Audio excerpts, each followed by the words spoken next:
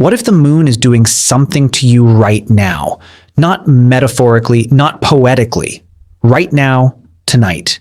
And you would never know, because nobody told you to look. Every culture in human history feared the full moon, every single one. That is not a coincidence. And the strange part is, we stopped fearing it. And something may have gone very wrong because of that. Most people think full moon fear is folklore, old stories, superstition from people who did not know better. We laugh at it now. Werewolves, madness, witches dancing in fields. We filed it under primitive thinking and moved on. But here is the strange part. The fear did not start with stories. The stories started with the fear. Something real happened to ancient humans under the full moon. Something they could not explain, but they felt it. In their bodies, in their sleep, in each other. One ancient text described the full moon as the eye that never closes. Why would a peaceful light in the sky feel like something watching you? That question has never been fully answered, and it should disturb you a little. Let us start with the Mesopotamians, one of the oldest civilizations we know of. They called the full moon a dangerous time, not a celebration, a danger. Their priests would perform rituals to protect the king specifically on full moon nights. They believed something would try to take him. Not an army, not a disease, something invisible, something that moved with the light. They kept records of this for over 1,000 years. This was not a story. This was policy. But nobody asked why a light in the sky would threaten a king. Now move to ancient Egypt. Different continent, different language, different gods. Same fear. Egyptian texts describe the full moon as the eye of Horus during a period of rage. Not peace. Rage. Priests would not perform certain rituals on full moon nights. They believed the boundary between the living world and something else became thin. They did not celebrate the full moon. They survived it. They had specific prayers just to get through the night. A civilization that built structures lasting thousands of years was genuinely afraid of moonlight. And it gets stranger. Go further east, ancient India, the Vedic texts, some of the oldest written knowledge we have. They described the full moon as a time when the mind becomes unreliable, when thoughts that are normally buried rise to the surface. They called it a time of mental unrest. They had specific breathing practices and dietary restrictions during the full moon, not to celebrate, to protect the mind. 3 civilizations, thousands of miles apart, no contact with each other. All of them feared the same night. All of them created rituals to survive it. All of them described something invisible affecting human behavior. The disturbing pattern is this. They were not afraid of the dark. They were afraid of the light. But nobody asked why. Now, let us talk about your body, because this is where it stops being history and starts being personal. Your brain contains something called a circadian rhythm. That is your internal clock. It controls when you sleep, when you wake, when certain chemicals release. It is extremely sensitive to light, even small amounts. The full moon produces roughly 100 times more light than a quarter moon. On a clear night, that light enters your room. It hits your closed eyelids. Your body is doing this right now. Your brain is measuring light even while you sleep. And scientists found something disturbing. A study tracked human sleep for years without telling participants about moon phases. Then they matched the data to lunar cycles.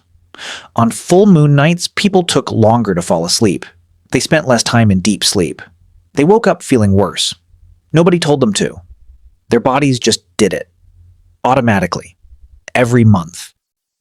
Your melatonin levels drop on full moon nights.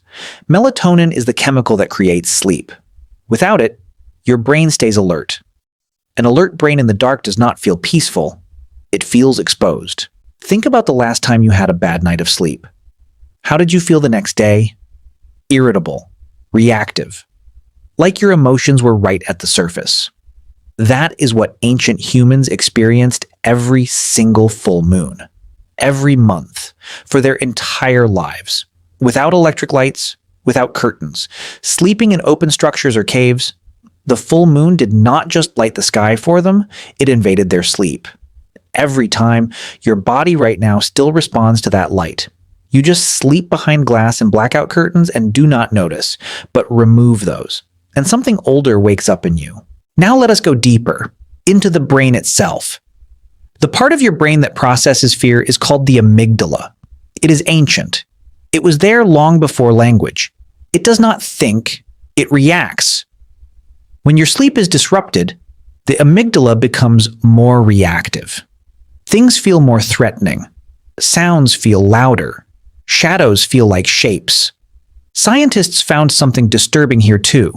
Sleep-deprived humans show significantly higher amygdala response to neutral images.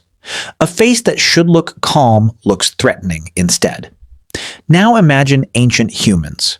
No sleep. Full moon overhead. Every sound in the dark amplified by a brain running on high alert. The fear was not irrational. It was a direct consequence of what the moon was doing to their biology. And it gets stranger, because it was not just fear. Studies on behavior and lunar cycles show small but consistent patterns. More restless nights, more reports of disrupted mood, more conflict in certain populations during full moon windows. Have you ever had a night where you could not explain why you felt off? Where the mood in a room felt different? Where people around you seemed more reactive? Think about when that was. Think carefully. So here is the question that should unsettle you. Ancient humans feared the full moon. We called that fear primitive, unscientific. We replaced it with nothing. But they built rituals around it. They protected their sleep. They warned each other. They treated that night as something that required preparation. We turned it into a pretty photo for social media. Ancient humans knew something we forgot. They did not have the vocabulary we have, but they had the experience. Every month, for hundreds of thousands of years, they noticed patterns in behavior, in sleep, in conflict, in their own minds, and they took those patterns seriously. We stopped taking them seriously the moment we got artificial light and decided we had conquered the night. But your biology did not get that message. Your amygdala did not update. Your melatonin still drops. Your sleep still breaks. The only difference is now you wake up tired and irritable and you blame your diet or your phone or your stress. You never look up. Nobody talks about this. Not really. Not in a way that makes you feel it. We know the data, the studies exist, the sleep disruption is documented, but we still treat full moon fear like a joke, like something to post about with a laughing emoji. What if the ancient humans were not afraid of something they did not understand? What if they understood something we have decided to ignore? What if the fear was the right response? And we are the ones who got it wrong. The moon is full tonight somewhere in the world. Someone is lying awake right now and does not know why. Their brain is measuring light. Their sleep is breaking.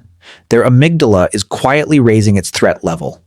They will wake up tomorrow and feel slightly wrong and never trace it back. Just like it happens every month. Just like it always has. So tell me something. When was the last full moon? And how did you sleep?